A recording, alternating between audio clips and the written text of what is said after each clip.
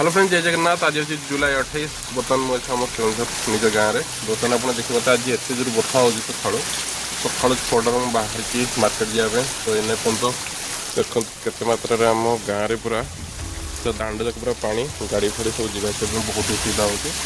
आज पूरा बहुत दूर भड़िया हो बर्षाटा भी जो हो बहुत प्रबल मात्रा बर्षाटा हो आम गाँ सबुआड़े पानी सब फुल हो गला।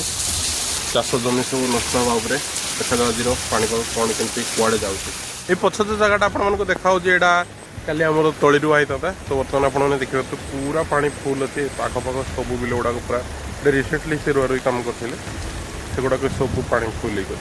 आपने बैक साइड देखिए मतलब केते मात्रा पानी जाऊँगी माने 24 घंटा बर्षार प्रभाव कौन अच्छे आम गाँव में देखो मैंने एत मात्रा पानी मुझे भी देखी नी तो भाविली गोटे वीडियो बनईदेवा।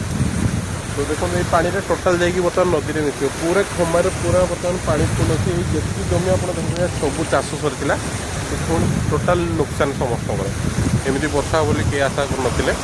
तो ये जो रास्ता आपने पछाड़े देखिपे जंगल को जावाई रास्ता तो देखिए पूरा टोटाल बोईगला। यदि रास्ता तो भल कथा ना रास्ता पुणी कादुआ हम।